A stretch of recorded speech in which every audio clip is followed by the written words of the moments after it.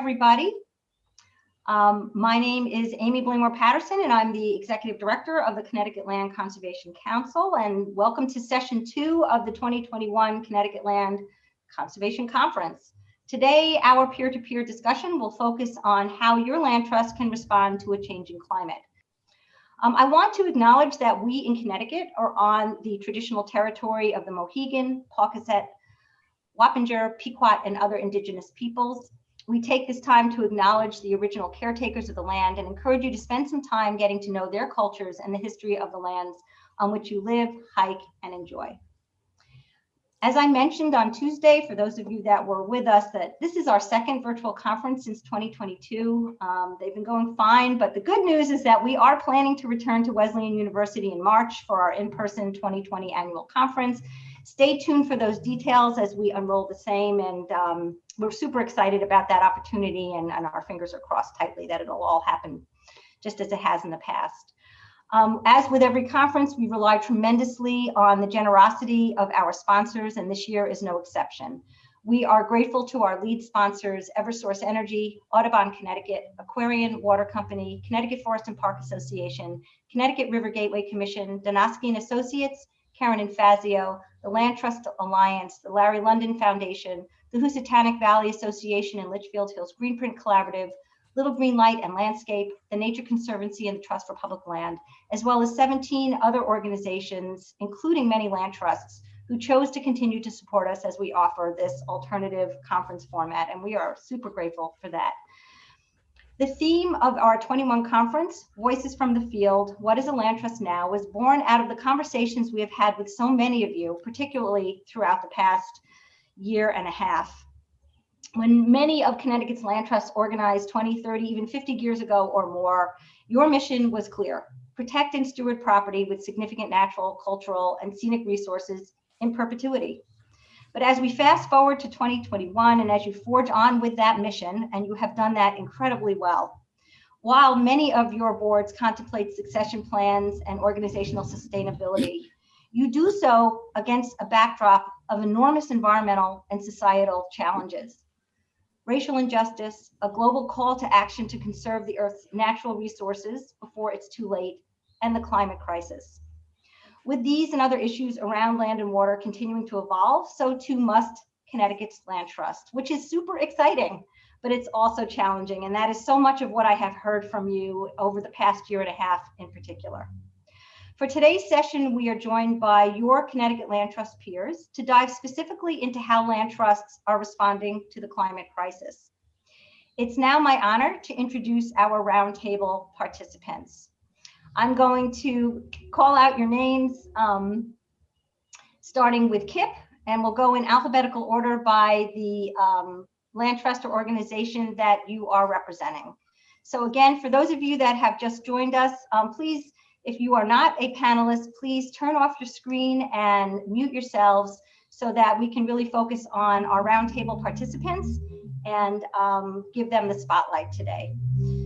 So again, let's start with Kip, and then I'll call out the others to introduce themselves, and then off we go. Kip. Sure. Thank you very much, Amy, for that great introduction to the topic. Again, my name is Kip Kolsinskis. I work as a consulting conservation scientist and advisor for Connecticut Farmland Trust.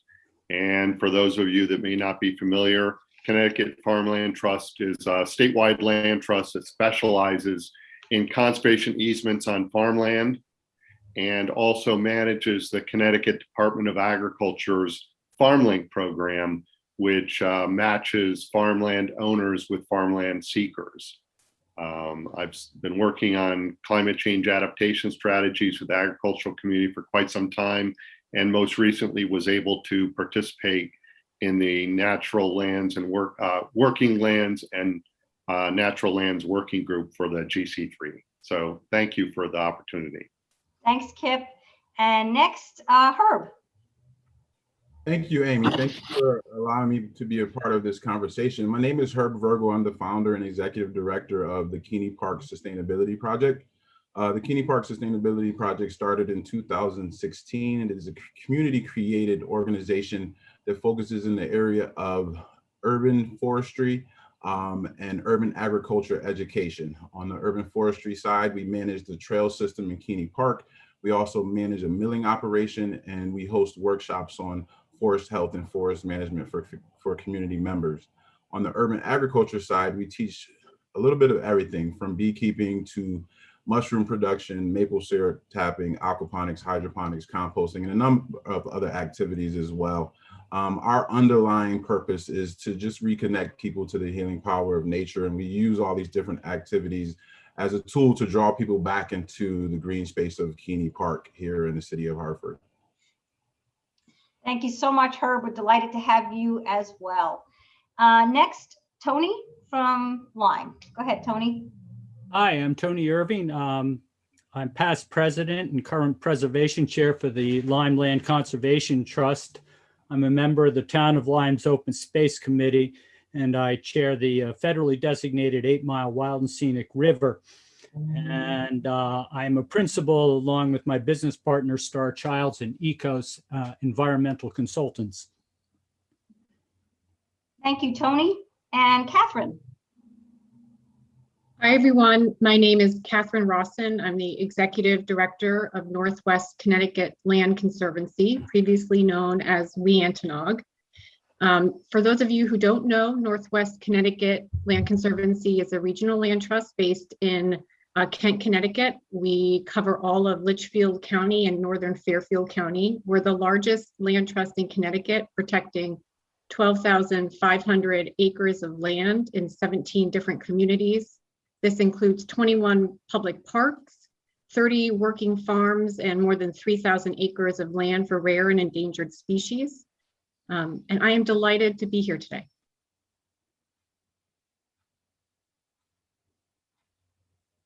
Oh, I thought I was muted there for a second and it got thrown off. Thank you so much, Catherine. And last but not least, I'm going to turn this over to Tim, who will introduce himself and kick us off for the discussion today. Thank you, Amy, and thank you everyone for joining us, and to my colleagues on the panel. My name is Tim Abbott. I am the Regional Land Conservation Director for the Housatonic Valley Association, which is a regional watershed association and accredited land trust that covers about 1.2 million acres, starting up in the central Berkshires and extending down to Long Island Sound, with significant tributary in Eastern New York, which is an interesting portfolio to have, because that's an organization that has grown from being very focused on the core of the river to thinking about collaborative partnerships across 3 states and beyond the watershed, and climate's what's driven us to think that way. I have the honor of teeing up some questions for the folks on this panel, and I'm eagerly awaiting their responses and dialogue around it. But I thought I'd take a couple minutes before we start to try and frame a little bit of what's before us today.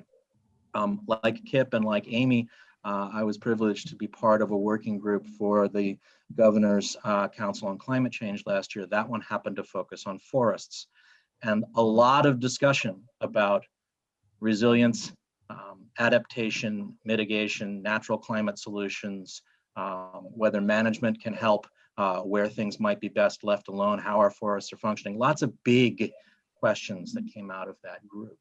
And I thought maybe it would help to define 1 or 2 terms, even if they're familiar to most of us, because the distinctions are important. They're not all the same. Something that's resilient may have the ability to adapt, or it may not. Something that mitigates or offsets some of the impacts of a changing climate may have trouble being resilient.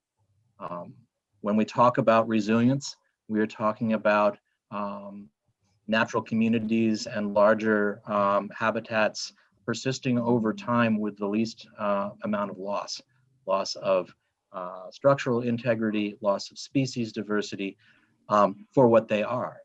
So if what you want is a resilient bog turtle site, it may struggle. It may need every intervention you have, because the most resilient bog turtle site we have in Connecticut doesn't have enough bog turtles in it. If it's a large forest area or an extremely large wetland, it may be able to withstand better some of the changes that are coming.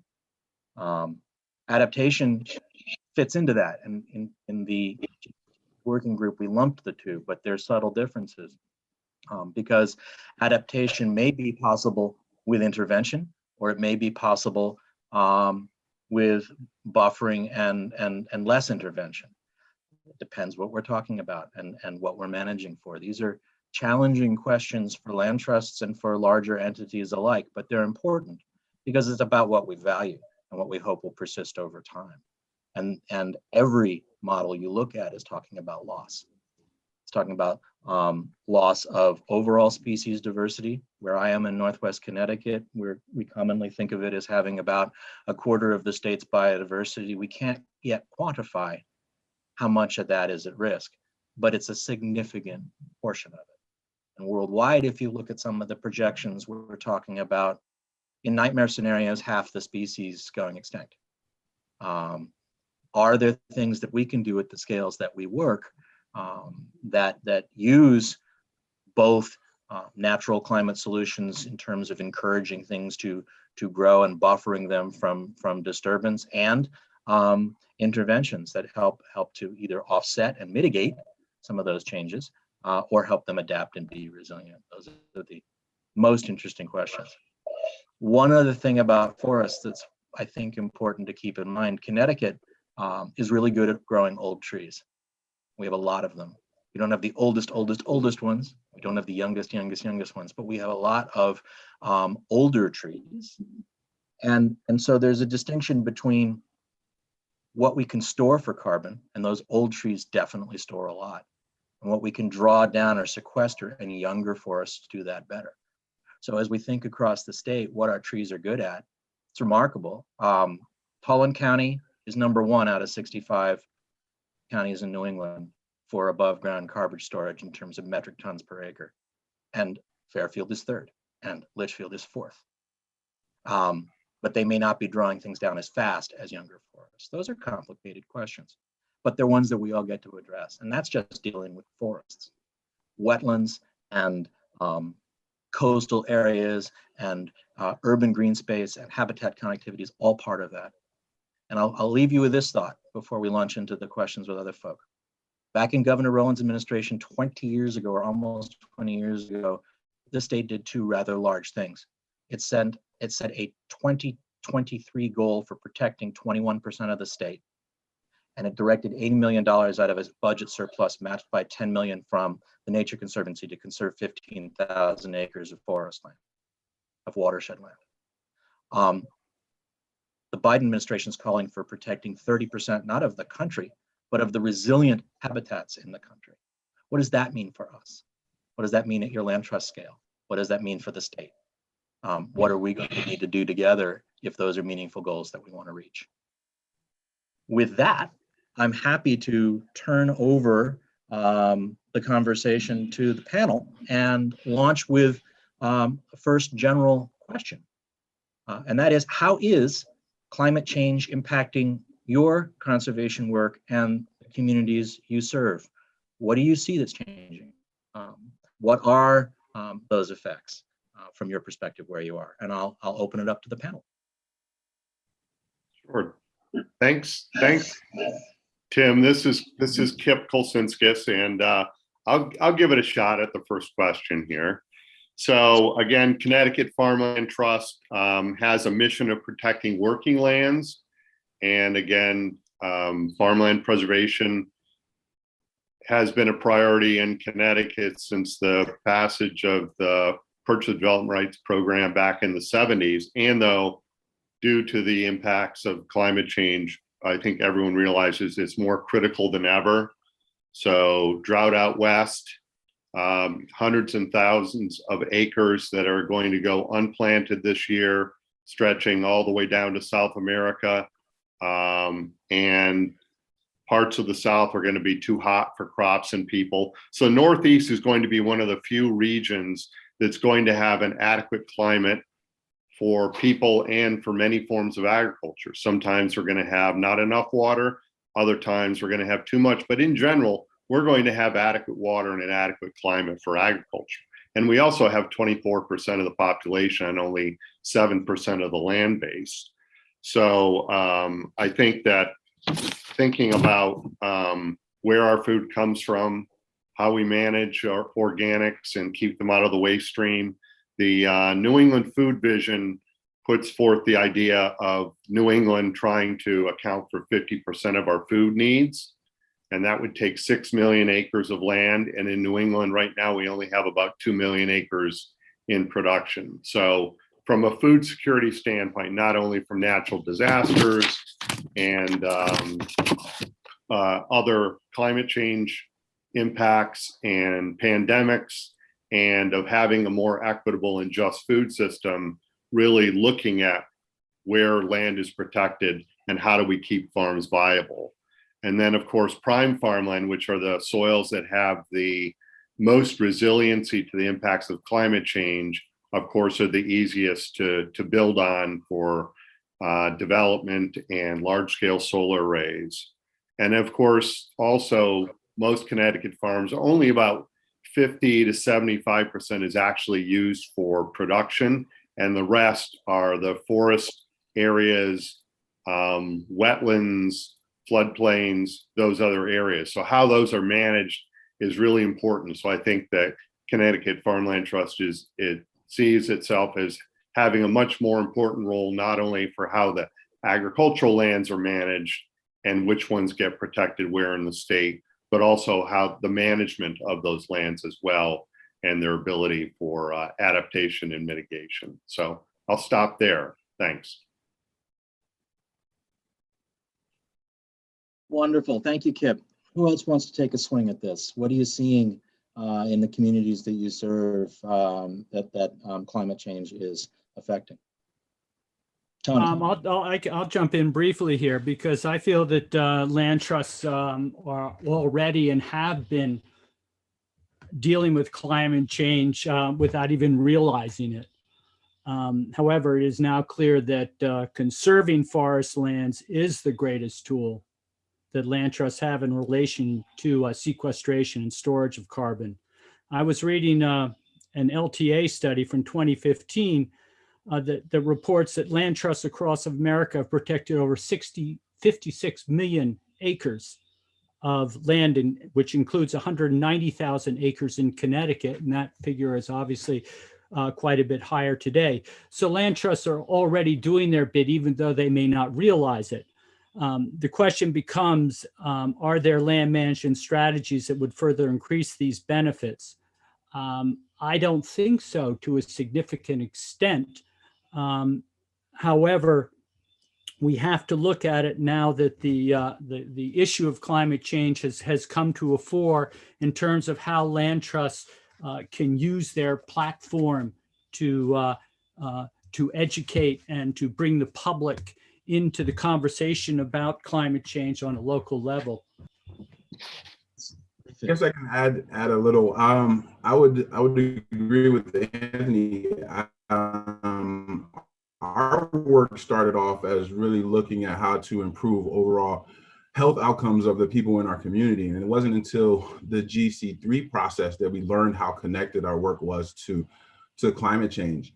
I think the specific areas of our work that connect mostly are food safety and security and increased access to green spaces.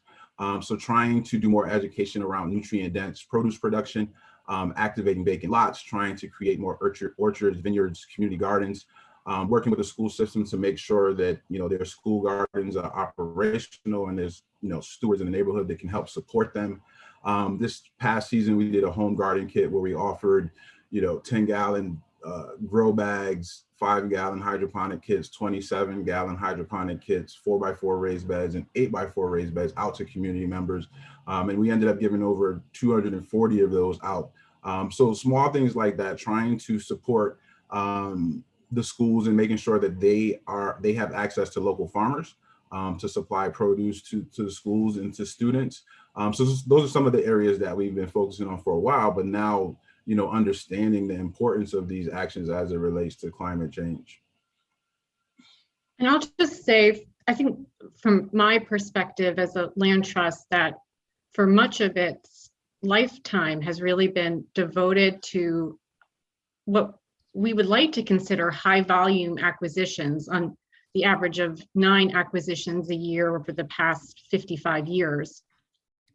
What climate change and the urgency that we're currently facing has done is forced us to go back and really look at how much more we can do.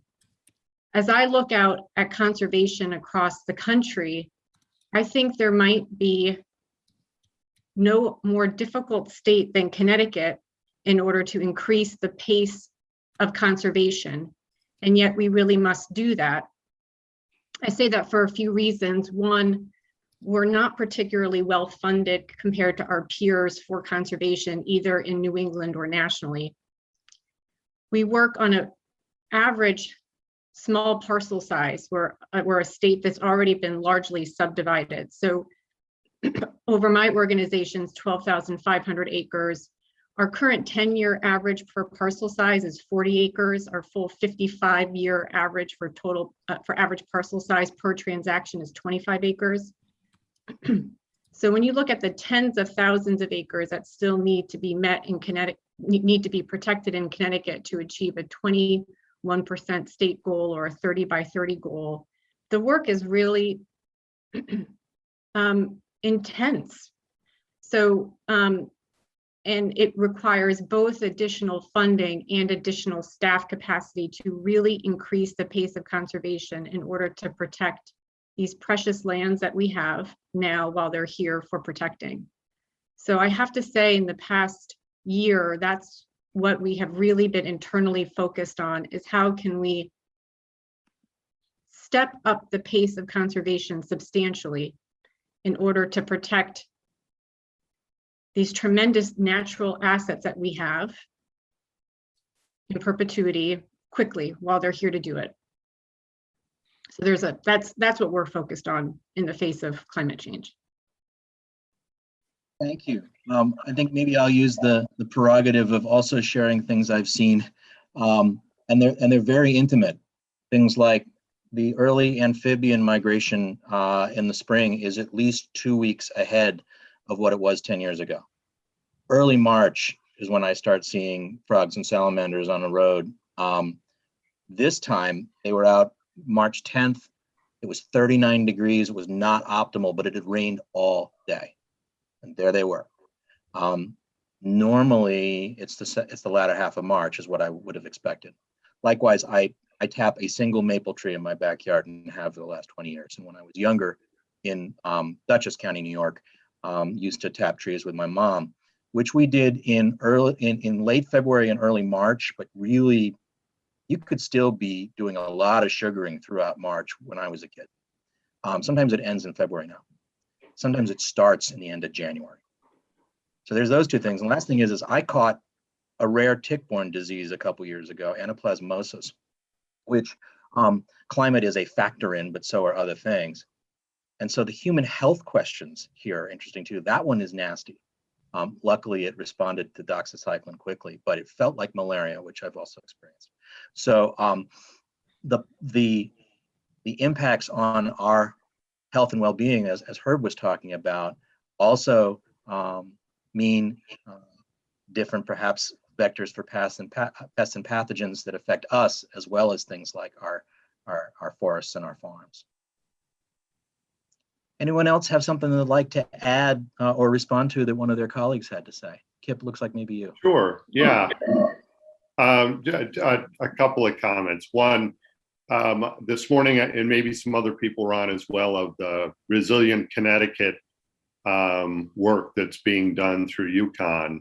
And so some of the analysis that they did along the coast was looking at areas where the threat of heat and threat of flooding intersect. Mm-hmm. And certainly as relates to the efforts that Herb is working on, is that by rethinking development patterns in urban areas, which obviously because of the impervious surfaces and the heat and the high density, there's the increasing threat to health, human health, at the same time of and some of those communities are also food insecure, and by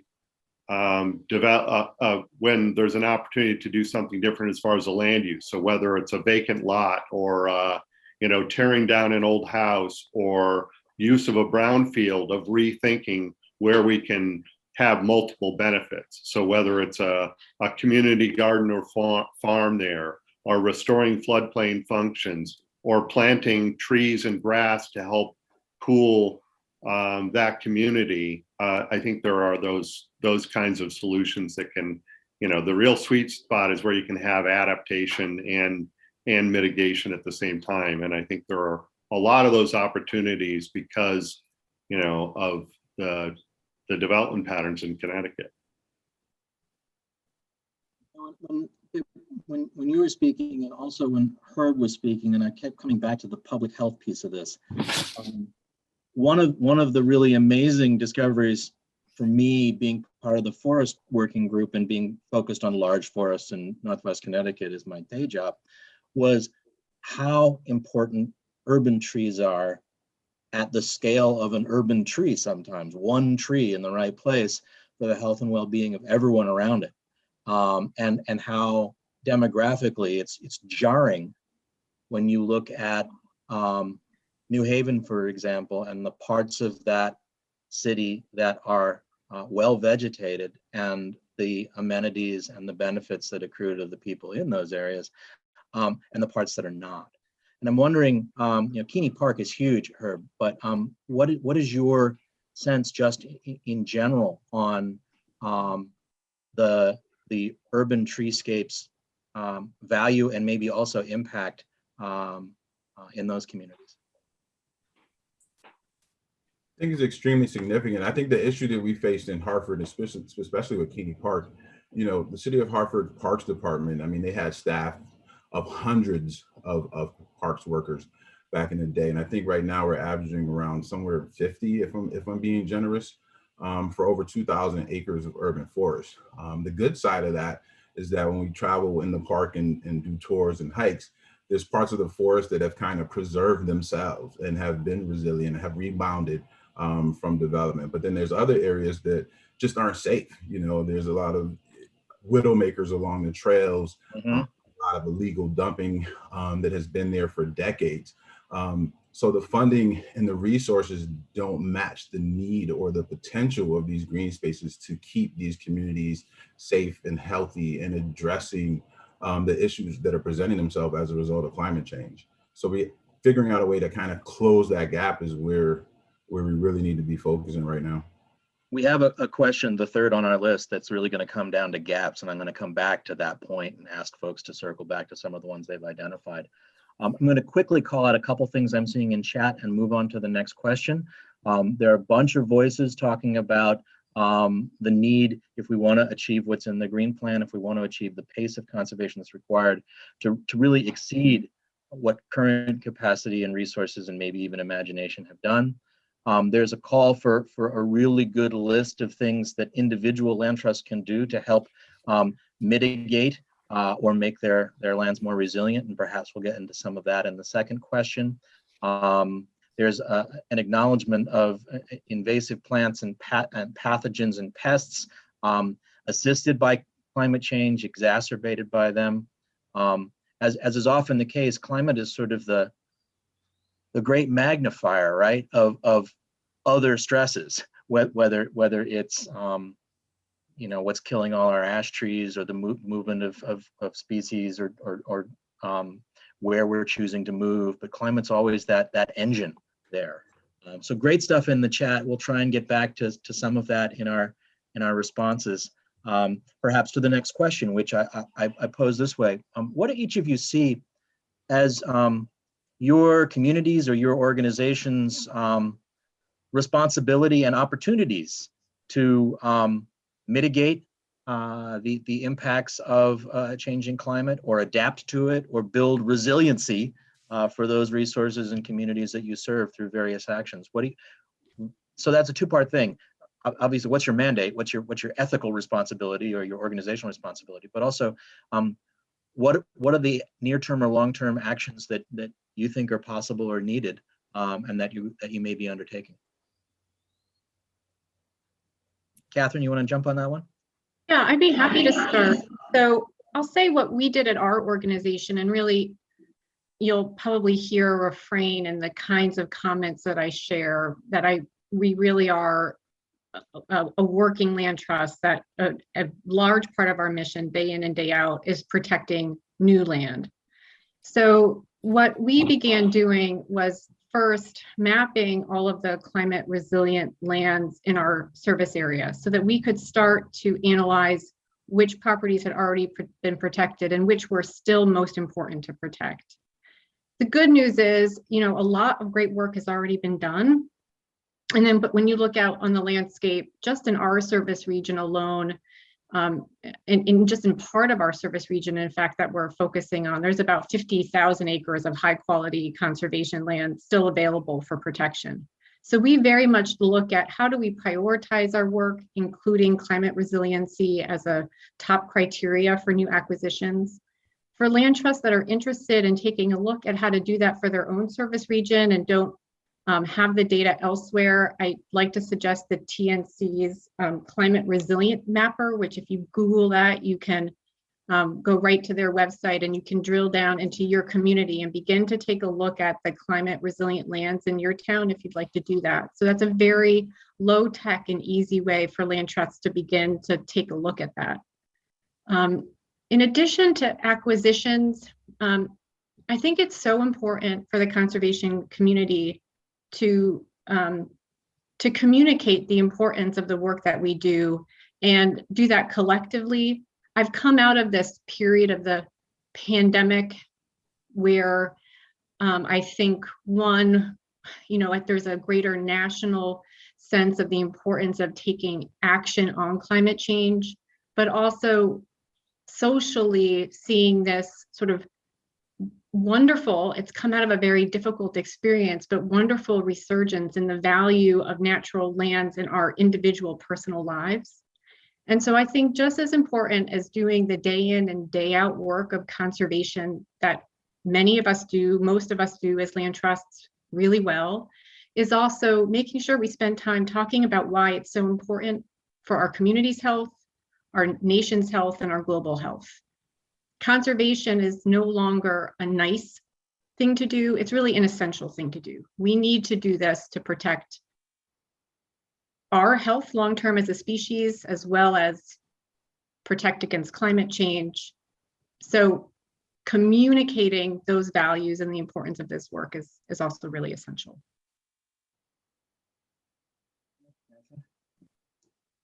Who else wants to take a stab at it? Looks like Tony.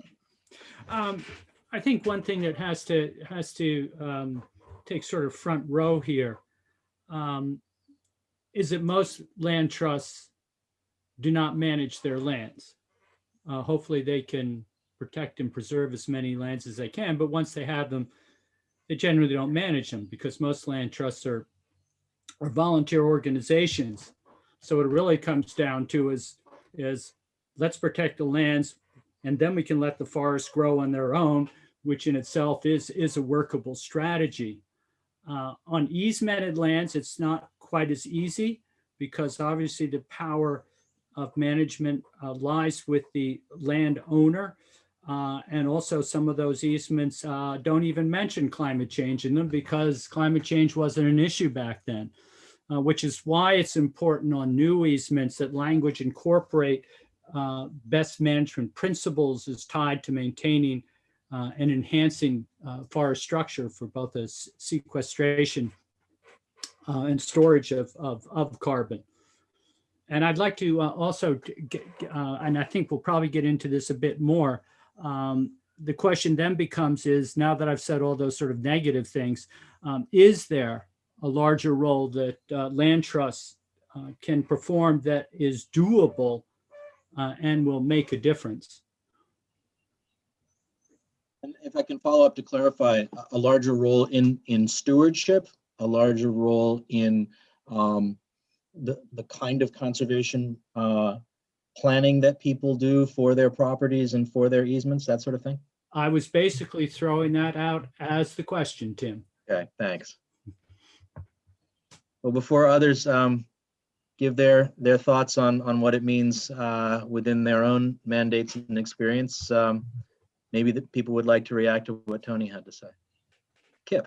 Sure. Yeah. No, I would say as relates to Tony's comments and also Catherine's is that I think that as far as if you look at even the model easement language that's been developed through CLCC and LTA, that there is not the recognition. So I think that's something that certainly CFT is going to take a look at, is to make sure as we look at the model easement language that's used,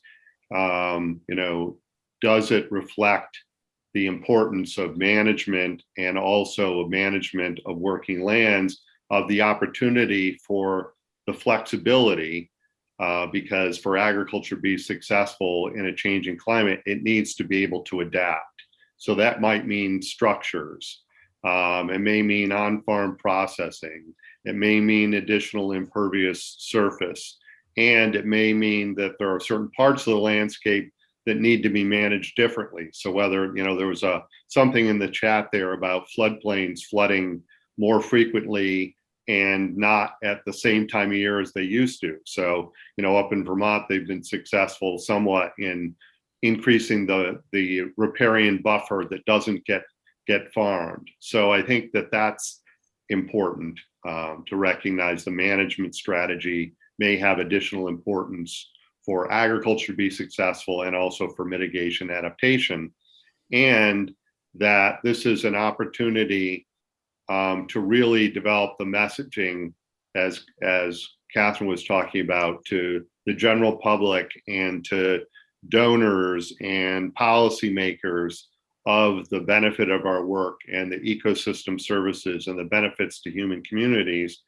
And that also is driving some of the changes at CFT, which is going through a strategic planning process of really looking at the focus on what communities are being served. Are there certain kinds of farmland that haven't been protected that should be? And again, as we look at, trying to change the food system, land access, renewing beginning farmers, supporting local food systems, racial equity and diversity, maybe a large dairy farm in the northeast part of the state, not that that's not deserving of protection, but though that those agricultural lands in those first ring suburbs around our major cities, where people are growing fresh fruits and vegetables that are immediately being consumed by the community, those are deserving as well. And oh, by the way, maybe they're also in a public water supply watershed, or have or they're in a recharge area. So to look at the criteria and to, again, make the case with our messaging that climate change is important and the work we're doing is impacting climate change.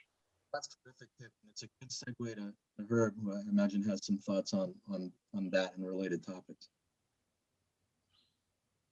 So yeah, as far as is our responsibility, I don't know if it's our responsibility, but something we've definitely have charged ourselves to do is to be that instrument that, one, helps the community understand the importance of preserving the green space, and why it might not be a good idea to put dirt bike tracks through our 693 acre park.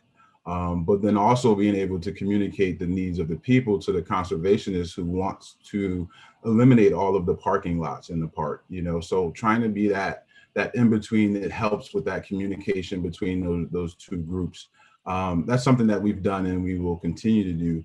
But as we move forward, we're really trying to look at the effects, the psychological stress and the trauma that is happening for multiple reasons and will only increase as a result of climate change. Our newest initiative is an urban ecology and wellness center at Kini Park, where we're combining environmental education with health and wellness. So we've partnered with UConn Extension to bring professors and experts out to communicate or to teach folks about, birds and urban ecology and invertebrates and aquatics and things like that. And we've also partnered with UConn Health to bring students out who can do physical therapy and who can do yoga and who can do other wellness activities. So those are some of the things that we're looking at as we're moving forward to continue the work that we've done. Yeah. About the intersection of your own specific organizations or personal effort with others that often are complementary as either co-benefits or as ways to sort of maximize impact, but aren't automatically happening, as Tony pointed out, and aren't always possible at the same place. And I'm going to diverge a little from the script and throw out a question. Sometimes we involved in conservation stumble on things like renewable energy, because on the one hand, we really want it, right? Because we want to get off of fossil fuel. On the other hand, we're really worried about where it goes because it will impact things that are locally valuable. And I'll maybe pick on solar for a moment, which is a desirable good, but not everywhere, right? And at certain scales, not appropriate. And we don't have that imbalance yet in this state. We don't have a system. We have a little acknowledgement through the Siting Council now having to get the opinion of the commissioners of agriculture and Department of Energy and Environmental Protection if core forest or farmland soils might be impacted, but not a whole lot else. And I contrast this with Massachusetts, which has gone through, used the data they have, and assessed what parts of their state are not eligible ever for that, and what parts of their state are, acknowledging that we need more than solar in order to have a diverse, less dependent on dirty carbon future, but also that there are some places where you can't have them on the same acre. You can have trees on a slope, or you can have solar panels. You can't have those two things. How do you guys deal with those challenges, right? Where you've got two desirable benefits, but they kind of, there's friction in places that you care about or things that your mandate sends you. Open question. Well, I'll give it a shot first, because I've had quite a bit of interaction as relates to the large scale solar arrays. Yep. So to me, one of the things that often gets lost is what is the goal ultimately? Is it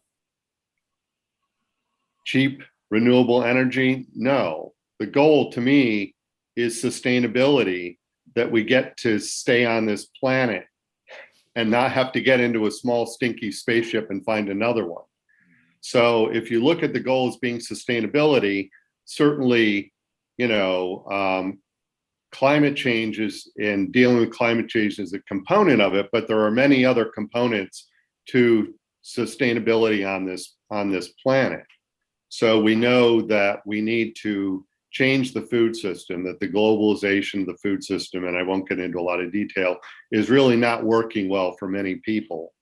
And so if we want to change the food system and have more local food production, and that our best farmland is also not only is capable of producing all kinds of crops, but also is most resilient to the impacts of climate change, doesn't it make sense to have that be a priority? So I don't like the term balance. I think it's trade-offs, and we really need to do more real strategic thinking and planning and have all the tools to assess in certain landscapes that have certain ecosystem functions and values of what's most critical, not only now short term, which is our tendency because we're a teenage culture, but in perpetuity, what's the most important and what's the most critical. Because as we know, both sustainability and climate change are what are called wicked problems. And so we really are not doing enough real strategic thinking, and though we can. So let's do that. I'd like to just echo Kip's comments that we're not doing enough strategic thinking, and we all know how important that is and that we're not doing it. I also want to probably inartfully tie together something that Herb said in this conversation too, which is, one, access to natural lands is an essential part of the human experience, and every person deserves access to natural lands. And in addition, as we think about how to face the challenge of climate change and I'm not the first person to suggest what I'm about to say, but we as humans often think of what technological fix can we bring to this solution to get ourselves out of the problem we've caused for ourselves. And I don't like the either or proposition about protecting forests or building solar for many reasons, because I don't think that's strategic planning. But also, as we look for the technological fix to solve climate change, I think it's important to say the greatest, in my view, technology ever developed that took hundreds of millions of years to be created, that came from outside a human mind, is our forests and our natural environment. They are the greatest technology, far eclipsing anything we could develop. And we should prioritize that, and we should prioritize access for that equitably. So I'm inartfully tying together these disparate themes, but it stuck out to me as I was hearing everybody else talk. Great, thank you for doing that. Other thoughts before we shift into our third prepared question? It's actually a pretty good transition to it, because having just talked about responsibility and opportunity, now we're talking about barriers, obstacles, and perhaps ways of overcoming them. So the open question is, so what do you perceive as the gaps in either tools or information or resources or policy or will that we're going to have to overcome, and that we can perhaps start thinking about ways to overcome to continue the work at the scale we need to do, serving the interests that need to be served, and in perpetuity, because that's the whole idea behind land conservation. Recognizing that we have things we need to do now and we don't have all the information we need. We have things we have to do in the future, and some of them are very heavy lifts. So again, from your perspectives, what are those barriers? And maybe if you can think of ways of overcoming them, let's talk about that too. Herb, would you like to take a whack at that? Or if you don't, I'll happily let others jump in. Sorry, I think you've muted yourself. Oh, sorry. Yeah, sure. For us, like I said before, definitely funding being one of them. I think also, I don't know, there's a level of education that needs to take place on a community level in terms of understanding the need to protect and preserve these green spaces. I think the challenge becomes when you're working with vulnerable populations and people who are existing in a state of survival, trying to express to them the need to protect a green space is just, it doesn't matter, it's not important. So I think one of the gaps, in addition to funding, is figuring out a way to help folks understand, to get them to see how these green spaces could be a tool or an instrument to, one, for healing, but two, to getting you mentally out of a survival state, right? Out of a state of emergency, because we all know the benefits of nature immersion and being in nature and experiencing nature. So that education piece, I think, is something that has challenged us from day one, which we're hoping the Healing Center will kind of help with. But that being a huge gap for us, and then again, just the funding source, the people with the funding understanding the importance of making sure that our parks are clean, that they're safe, that their forests are well managed, and then also tying those practices to employability and job creation and and things like that. So the pieces are happening in silos. It's just the gap is trying to connect them into a system where people with funding understand the system and are willing to support it, if that makes any sense. Sure does. Who wants to step up?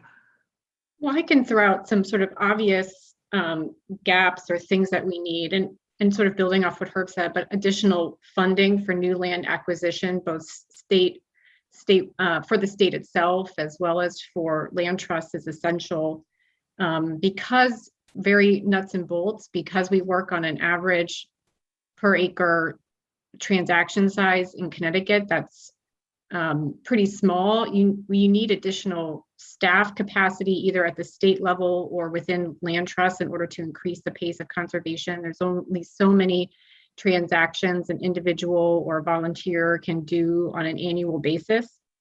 And then accurate tracking.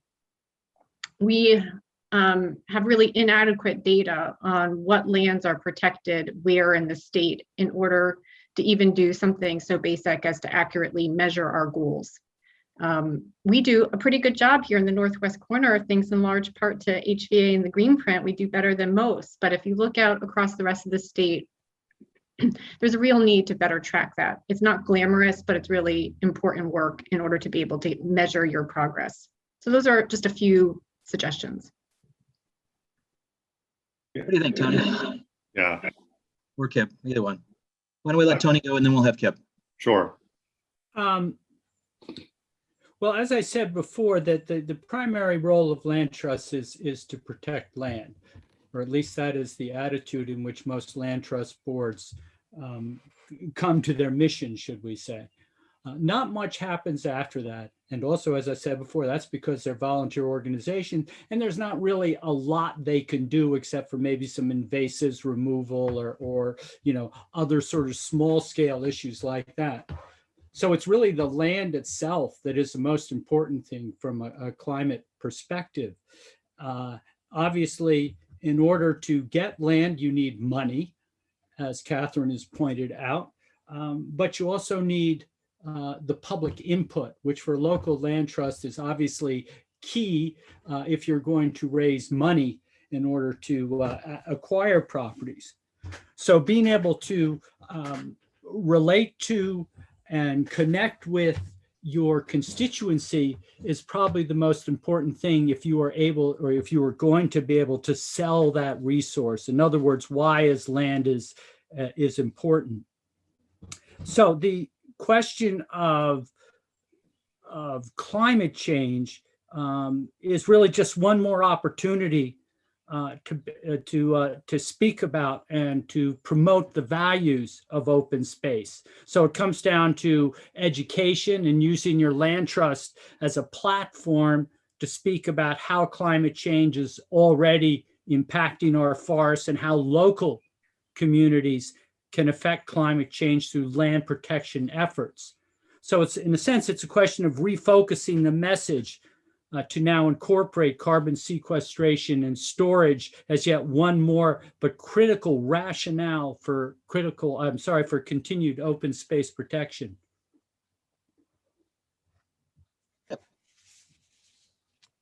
Okay. Is Tony, you done, Tony? Yeah. Oh, okay. No, that's fine. I wasn't sure. Sometimes you're never sure whether someone has stopped speaking or whether they're frozen, Yeah, in my case, frozen. So no, I think there's been some great things that I certainly agree with. And again, as I was thinking about it, when we're talking about, strategic, really doing some strategic thinking, and that other than, to credit Catherine and Tim, outside of the green print area, there is a lack of good GIS data on what is actually protected, what is it really protected, and what functions and values that piece has. So certainly having access to a really good GIS database would be very, very helpful for that kind of thinking.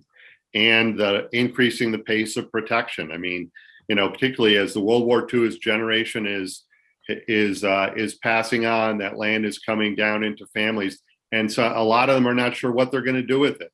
So we have a critical opportunity right now to increase the pace of protection, and though we need to really think about the functions and values of those properties as relates to migration paths and groundwater recharge and flood protection and social justice and food system and all those kinds of things. So let's think about that in a little more detail.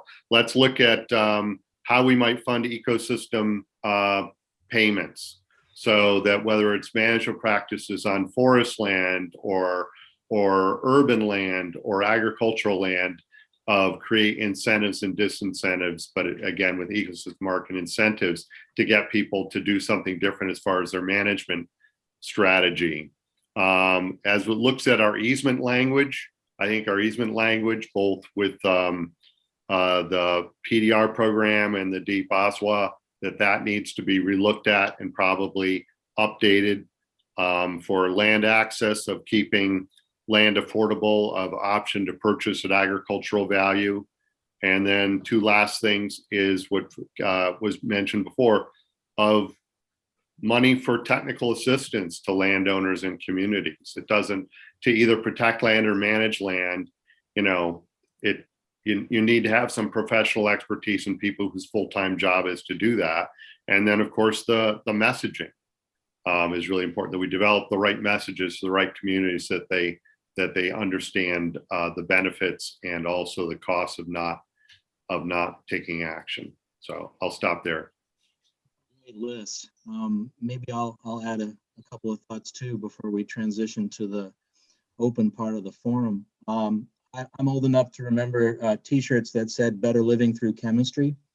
I actually think better conservation through connectivity is where my heart seems to be. I think that there's so much opportunity, not just to protect more significant resilient places, but link them so they function, right? Make sure that there are wildlife corridors that are passable between our larger areas of habitat. Make sure that our riparian green space and our urban green space allows free movement for wildlife, but also are welcoming and inclusive wherever possible for people. And that those things, that web, if you will, is an inspiring story and has everything to do with the resilience of the state and of the landscape beyond it. And this is why when I alluded to HVA thinking beyond its watershed, recognizing just the climate corridor that runs from the lower Hudson Valley to Canada through Western New England and Eastern New York, we're an important link in that, but we're also a constrained part of it, where there are fewer opportunities, and in some places we're going to have to reestablish those linkages for wildlife to move. Not necessarily the bear that keeps coming through our town in my backyard with its kids. That guy knows where to go. They're fine, maybe, but there are plenty of other plant and animal species that are going to need that assist. So as we think about management and planning and who's being served, and is there anything you can do that will be effective at the scale of the threat, linking parcels, linking habitat, making those connections, making freer movement possible, and making it welcoming and inclusive for plants and for people, I think is a very inspiring story. And it's scalable, right? You can say it at whatever level you work up to the continental. That gives me hope. And then of course I swallow hard, because the land protection part of that is hundreds of thousands of acres. And the technical part of that is real focus on the bridge or culvert or stream that runs through your community, which is why we've got to connect to each other and be thinking hard about using the knowledge base and the skills and the perspectives that we all bring to have better benefits for all.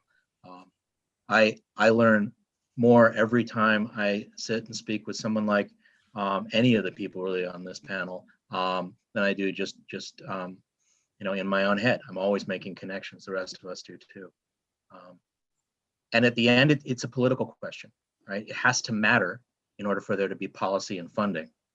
And so what's happening in Northwest Connecticut not only has to be perceived as beneficial to the communities that are using Kini Park, but Kini Park has to be valuable and important and meaningful to those of us looking for more money for land conservation. That has to be obvious, and that takes a different level of coordination and thinking. we're about ready, I think, to transition to answering some of the questions in chat. I'm going to have Amy, who's now reappeared in a moving face, not just a happy smiling one, kick that part of it off. Great. Thank you so much. I am just a little bit overwhelmed by the this conversation. I really feel tremendously grateful for all of you for sharing your insights, experiences, and thoughts on this critically important topic. And I'm also grateful for the volume of comments and questions that have come in through the chat. So I'm going to kind of scroll up to the beginning, and I'm going to throw out a question or a comment, and please, I'll leave it all to all of you to just jump in and respond as you see fit. So we have a question here that says, and it was I guess it was more in response to something Catherine had said early on. I agree with Catherine. The struggle is between conserving land at the pace required versus building capacity by adding staff or building stewardship reserves to protect the lands in perpetuity. Connecticut has tremendous wealth. Private foundations have hundreds of millions of dollars in assets, but few, at least that I can find, fund conservation. Here's a good one for you. How do we change that? Any thoughts on that? That's a great question. And it's a challenging one for all of us.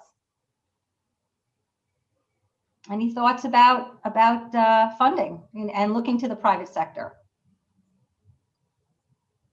Well, I'm going to throw something out. There's no easy answer to this. You know, as I look at the practicality of increasing the pace of conservation, you are able to build out a plan with some hard numbers on it. The cost of land, the number of people necessary. I think we need to start making more of the case, and I speak directly as in my experience at my organization about the role of funding that really important work. But the first step is developing a plan that's fundable. And again, some of the work that we do is very pragmatic, but you do need that vision and one that has been truthed out. So that's part of it. But there's so much more that could be done.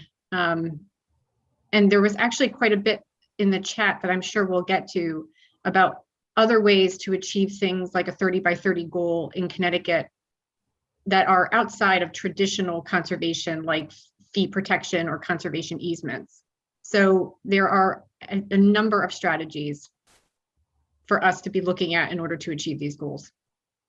That's great, Catherine. I'll add one thought to that because it's also immediately came to mind while you were speaking.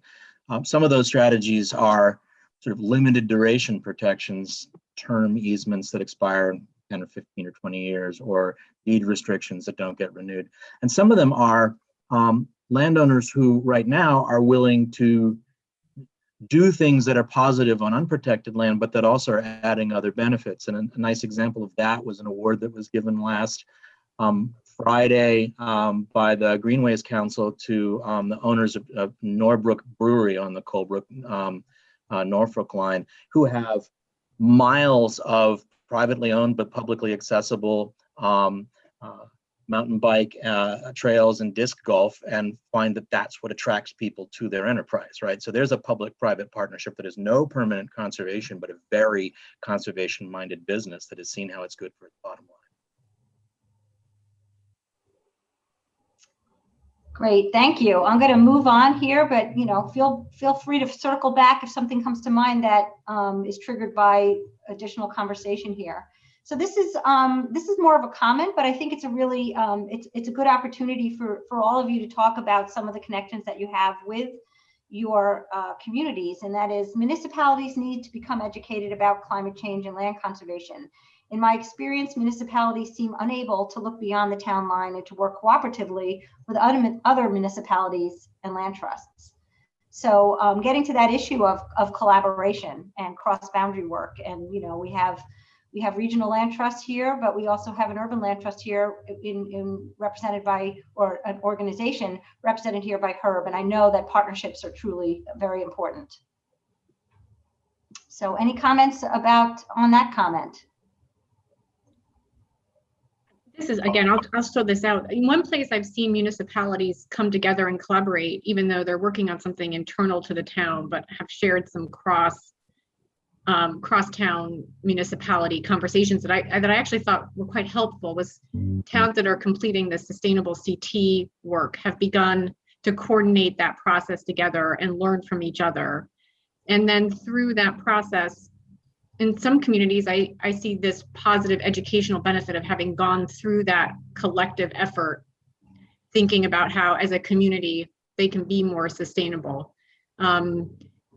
But we are in a state that is largely based on town-based government, and the regional coordination here in Connecticut is still limited. And it would be much better if we improved how we work together regionally. The regional councils of government, which have varying capacities across the state and which recently combined, so there are fewer than there used to be, covering more towns, are a place to get municipalities talking to their peers, and their first selectmen and heads of their various boards are usually the ones who are convening there to talk.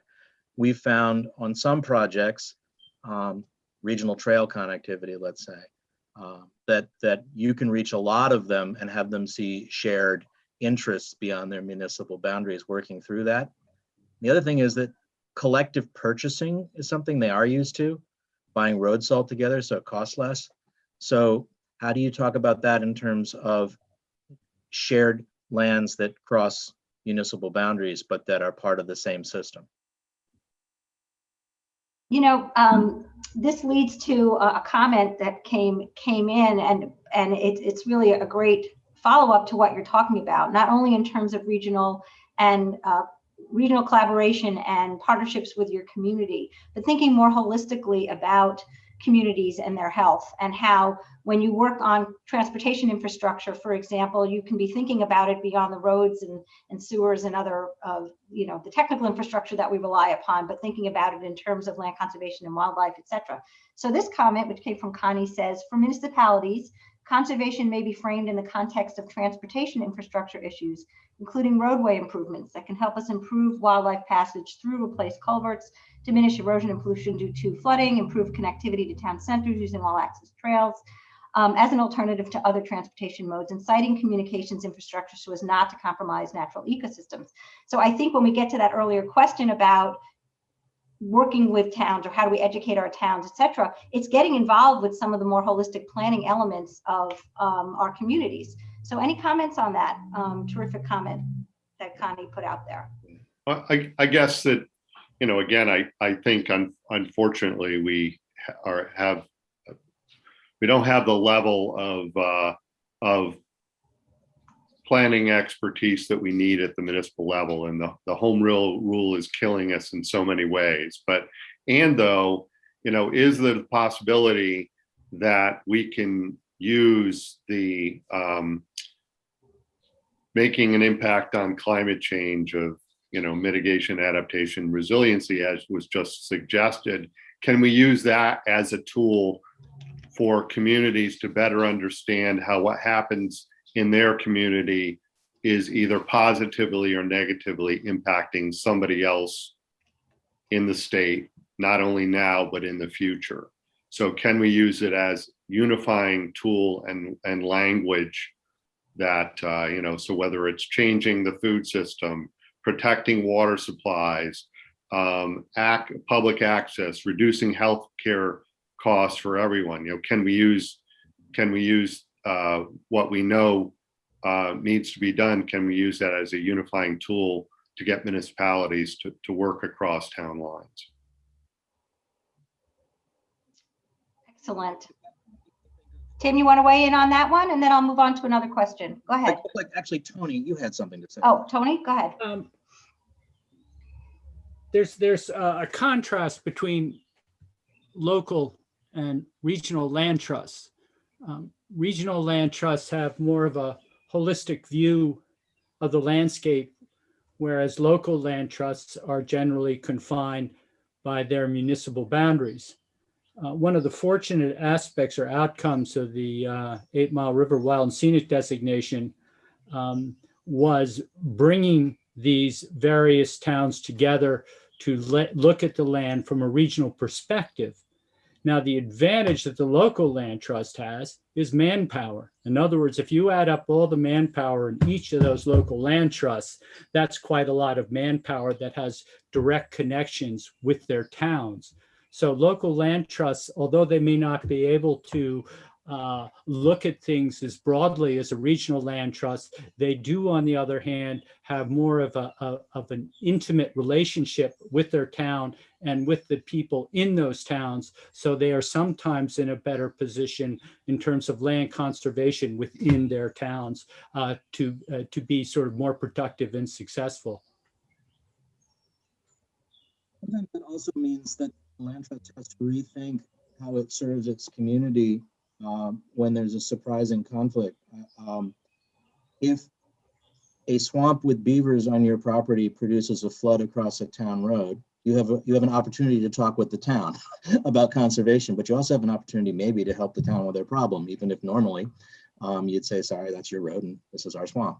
So defining who we serve and what our mandates are expands even at that local level, Tony. When we look at those intersections, and I completely agree with you with the value of seeing what you do in a regional context. The regional conservation partnerships that Connecticut now has a number of, but not complete coverage of the state, have sort of created that robust understanding of the value of what happens in town A for town B for much of our conservation work, but we can always do. I have a question here for Herb. Given the range of issues you cover, given the variety of populations you service, what kinds of metrics are you developing to carry the message of the importance of some of the issues you're tackling? Well, I actually leave metrics to our interns at UConn and other community partners so that I can focus my energy on the work. But we are definitely moving towards trying to create an arm of this healing center that is connected to the Department of Public Policy at UConn, who does exactly that, who studies the metrics, who looks at the numbers. Right now, we're using the numbers that we do track really for fundraising purposes. So we haven't really graduated into tracking and sharing complete metrics, but we're moving in that direction. Others, That's a fair question for all of us, frankly. I was just going to say that, Tim. I was just going to say others want to weigh in on that because it's fair game for all of us as well, right? In terms of how we're measuring the impacts of the work that we're doing. And any comments on that? It used to be bucks and acres. When I started conservation with the Nature Conservancies, below those many years ago, those were the measures. There are a lot more now, though both of those things matter. And Kip, you alluded to it earlier with ecosystem services, and I think it's going to be critically important for us when we're talking about maybe gaps in tools. That third question that you were asked, how are we measuring the value of the ecosystem services that our natural and working lands provide? Right.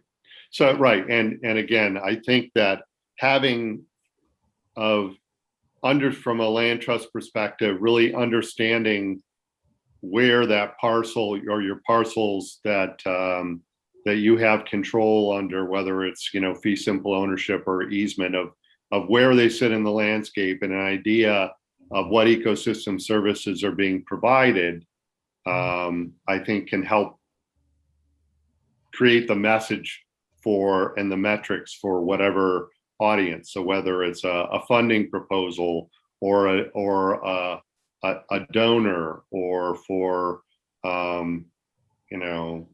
future landowner discussions, I think that would be very helpful. For instance, if you know that it's an important wildlife corridor from a valley floor up to a higher elevation, or as Tim said, it's it has vernal pools. And if the parcel gets developed, they're going to lose their migratory pathway, or that if it's an important piece of farmland that's close to an urban center that's going to feed people. And that's one of those things, for instance, on the Connecticut Farmland Trust website right now, it specifically lists well, where of the properties that are protected, which one can you actually go and buy local food products? Because that was important to the people to know that that's a specific ecosystem service that's being provided with some of the protected farms. So I think that there are some good opportunities there. Excellent, thank you. I'm moving on here. Let's see.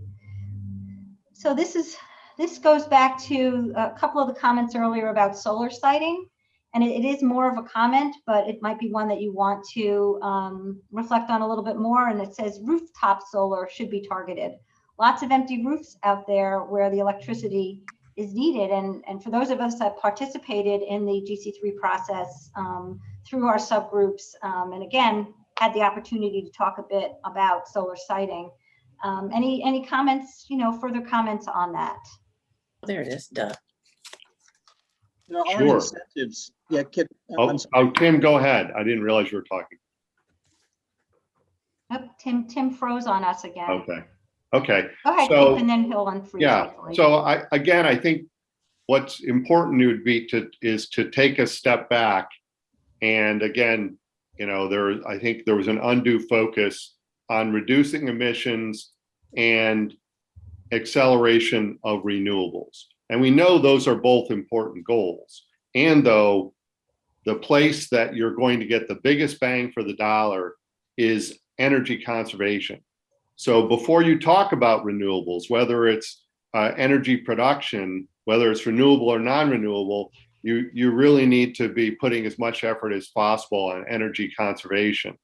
And that means that's from a variety of things. So it could be from insulating houses, and it can also be transit-oriented development, getting people in walkable, bikeable, livable communities. So that's where your biggest gains are, and that should have had more focus. And then there's also, is your goal to have it be as cheap as possible and people can continue to use as much energy, or is it to use it responsibly? And it may not necessarily be cheap, but if you don't need as much of it, then you end up reducing your carbon footprint. So where it's cheapest is to do it on natural lands, just like any kind of development. Cutting down forests and putting it on farmland, that's going to give your lowest dollar per kilowatt hour. And though, think about all the unintended consequences of that. And that there are those in the energy business that there's more money to be made if it's cheaper. So, and we also know from a resiliency standpoint, there's a lot of benefits of, like in any ecosystem, of having more diversity, of having a grid and energy system that's more diverse. And there are those that don't like the idea of every house and every community being a little microgrid and having their own energy supply. So there's a balance there. Yes, there's a scaling issue that needs consideration. And though, we're the fourth most densely populated state. We have lots of watersheds that are more than 10% impervious. So there's an opportunity that every parking lot and every building, if it's well thought out, could have solar collectors on it, whether it's for electricity or whether it's for hot water. So it needs a lot more consideration than it's gotten. Tim, before you jump in, Tim, I just want to point out that at 12:52 p.m. in the chat, Rick posted a link to an upcoming deep seminar on this issue. And I encourage folks, and we'll put it in the next week's CLCC update, but I encourage you to attend that and provide some comments. Tim. People change their behaviors based on sort of three factors. Voluntary, because they see it's in their interests. Incentivized, because there are reasons for them to do it because they get a tangible benefit, or coercive, because the law mandates it, right? Those are three kind of buckets for why people will or won't do what they do, and organizations tend to follow those patterns. But we've got incentives that are wrong, that right now lead to the cheapest energy coming from places where you are, by that very nature, removing carbon from the ground to put something there that's supposed to mitigate it. And they're at the federal and at the state level. The federal wind and solar benefits that went in the end of 2015 had a 7-year run, and the benefits get slightly weaker until the end. So there's an opportunity when those get renewed for all of us as individuals and who speak for larger groups of people, as well as with our mandates for nature and for public health, to be advocates and to talk to our very receptive House and Senate delegation about reducing the benefit and incentive for erecting wind and solar energy in the middle of, particularly solar, in the middle of intact forest or on productive farmlands because of the impacts on carbon storage and sequestration, and incentivizing the infill, the more complicated, diversified and diffuse grid, but that's still able to take advantage of impervious surface. So those are legislative fixes that happen if enough people ask for them, and if they are better lobbyists than industry, and if the incentives can be changed. But I would suggest that the ability of our organizations to be advocates and to speak to receptive voices on this is one of our strengths when it comes to punching above our weight. That actually, it was a little bit of a theme running through some of these comments here that I'm going to pass on, but that we, you know, collectively advocating for not just around the energy issue, but also around these other issues is really our responsibility. And we need to step it up even more than we already have. Here's a comment and a question. Land trusts should think about whether their owned land, and it's pivoting a little bit, land trusts should think about whether their owned land is really protected. We've seen land put on the market that was supposedly preserved. If there's no easement on top of the ownership, a future board could sell the land. Should we be putting additional legal protection on our lands? Well, Yeah, I can, why not? go ahead, Tim. Yeah, sure. There are plenty of places where that makes sense. HVA holds a 600-acre easement over Flanders property, for example. There's also reasons to have, if it's your board member who wants to donate an easement, have them donate the easement to a neighboring land trust. There's no conflict. I think actually we have a bigger problem with easements and the fact that those can change. They often shouldn't. They're supposed to be permanent, but they do get amended. And sometimes amendments are harder to defend. Sometimes they're necessary. That place, I think there's some challenges. So I like double easements in places too, because then you've got two different interests making sure that well thought out permanent protection plays out the way it was intended. Thanks, Tim. I'm actually scrolling here. We've got a lot of comments, and I'm going to go now to the very bottom because we are running out of time. So I'm going to go to the bottom and then scroll back up. Let's see. John threw out one that I think is great and provocative, and let's just tackle it. John says, this is John Barnowski. He's going to be a bit of a naysayer. Here's sort of a negative perspective that certain large-scale factors sort of mitigate against our hopeful planning. Human nature, right? We generally will do things that we're ashamed of later.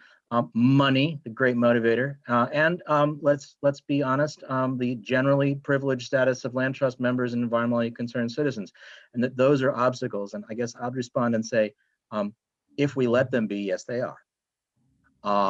Some of the ways to overcome that is to put some of our entitlement aside and build meaningful dialogues with folk who could be allies, who may have interests in our work but don't see themselves there, who may have things to teach us about being more welcoming and inclusive. But we got to be curious, and we've got to go where they are. Otherwise, we do not have the political weight, as witnessed the paltry amount of money that is spent in Connecticut on land protection. There are other priorities that gets the language, that gets the funding. So we're going to have to figure out how to do that, and not let the sort of exclusive side of land conservation be the brand. You know, that is exactly, you and I, Tim, that was exactly the comment that I was about to just read out when you jumped in, because I was scrolling up from the bottom and saw that, because I do think it is provocative, but it's also a good way to kind of sum up some of the things that we have talked about. And so in these last 4 minutes or so, I'm going to throw out a question because I want Tim to participate in this as well. And this is not only for all of our roundtable folks here, but all of you out there as well. And I've been posting those questions, and I'm just so delighted to see all of the responses, comments, questions, etc. posed. We are at CLCC going to pull a lot of this all together and do something over the course of these 4 roundtables with all of the input that you're providing us to share it back out with you. So the last question is, for all of you, is based upon this conversation and what you've heard, what is one action, something different that your land trust can do or will consider doing to respond to a changing climate? And I would ask that all of you out there just throw that in the chat while we go around our roundtable here and hear from our folks one more time. Starting with you, Kip, you're right at the top there. I'm looking at you. Sure. Yeah, I would say, as far as the direction that CFT is going, is that through this strategic planning is really looking at the kinds of properties that that need to be protected in the state, and certainly as relates to land access for new and beginning farmers and BIPOC farmers, supporting local food systems, and also of other kind of ecosystem services that those properties are providing, is going to carry more weight after going through the strategic planning process. And then also of really looking at the easement language that's being used, and also of working with partners of Department of Agriculture and NRCS to make sure that the easement language has the flexibility for agriculture to be able to adapt in a changing climate. Thank you, Kip. Tim? So this one definitely will help us be a better organization and respond to challenges, and it's very hard. I want to meaningfully broaden the applicant pool for what the folks we're hiring. I don't want the way that we're writing our job descriptions to speak only to people who, forgive me, look like me and have my background. I don't want people to see us so hungry to diversify that they're like, great, you're hiring a token. And I do think that we will be a more resilient conservation organization and better able to meet the challenges if we are in fact much more diverse in backgrounds and experience, in age, in gender identification, in ethnicity than we are overall. And so we're trying that. And I'm trying to hire a position now with that in mind. I'm just taking my time and learning. And it's a little humbling, because it's not obvious that just because I have a great job that I think would be great for someone who might not have seen themselves there, that folk are willing to jump on that. Though I have a couple of exciting candidates. I think we're going to do more of that.